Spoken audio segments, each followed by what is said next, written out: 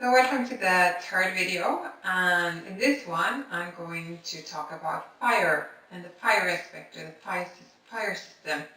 And of course the fire is represented by the color yellow, and we think about maybe fire as in physical fire or the warmth of the sun. So like yellow feels really natural, I think, as the color representative for the system. And it's also a system that is connected with the fire element. And we talk about the four different elements, where it's from a personal kind of development sense or a personal sense.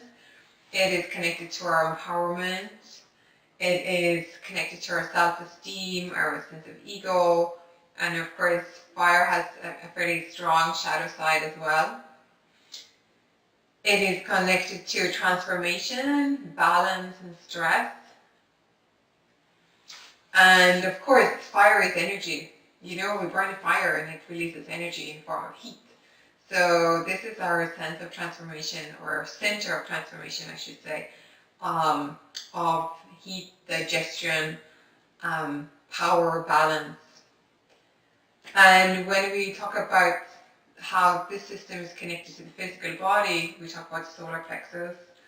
We talk about our gallbladder and our liver, which is part of the sort of digestive system and transformation. We talk about the pancreas, which is also part of the digestive system, helping to break down carbohydrates. We talk about the small intestine and the stomach and the digestive system as a whole, because this is how we take in stuff and assimilate it and break it down and utilize the food we eat for energy. So it kind of makes sense, doesn't it? When it comes to food that is connected with the fire system, on the sort of nourishing side, we're looking at kind of naturally yellow containing foods. So yellow squashes, bananas, ginger, which has a great support for the digestive system. And it is also, it has a hot kind of sense to it, if you're eating kind of raw ginger or fresh ginger. Pineapple is another great yellow food, I think, as it has digestive components. It's yellow and it's sweet. And we're talking about energy here. So for the fire system, carbohydrates are also parts of this one.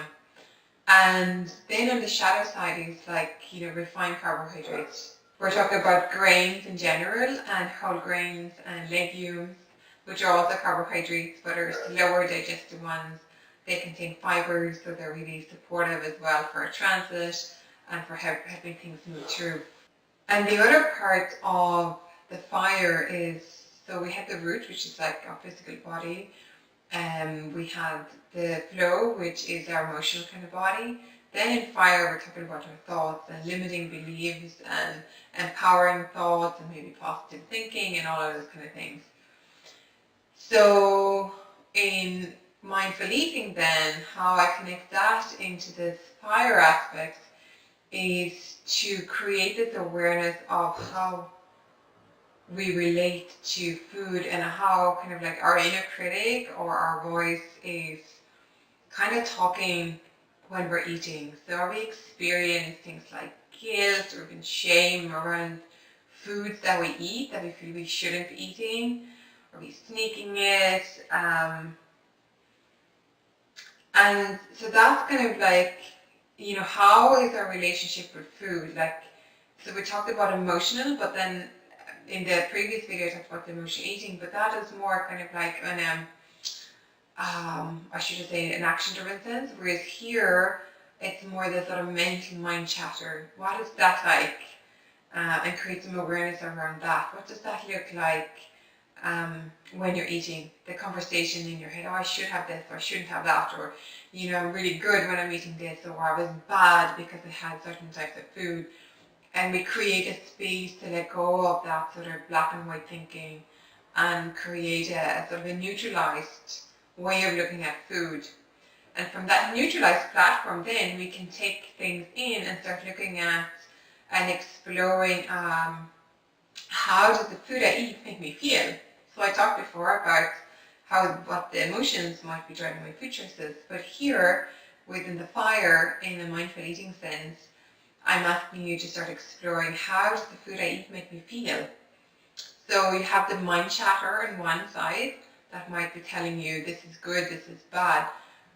But if you move from that place into sort of an embodied awareness, how does the food you eat resonate with you? Like, is there foods that give you more energy?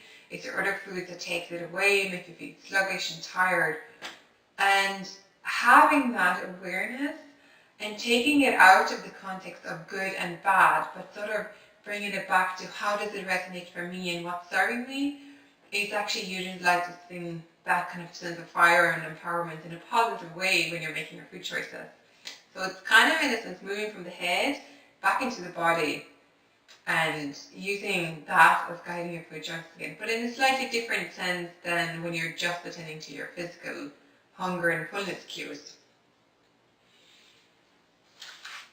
And from here, the question that I've picked out for you to explore the next couple of days is, so the question for you to explore is to prepare a meal for yourself, and ideally something that you're really going to enjoy eating, and just look at that again, and we talked about symbology before, and look at how does that represent me.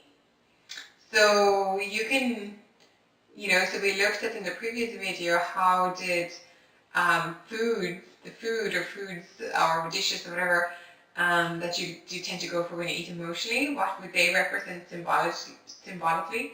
And here I'm inviting you to give you a chance to prepare a meal for yourself, or invite friends or family or whatever, and in a way that is fulfilling, and then just kind of look at, in a symbolic way, how does this meal represent me?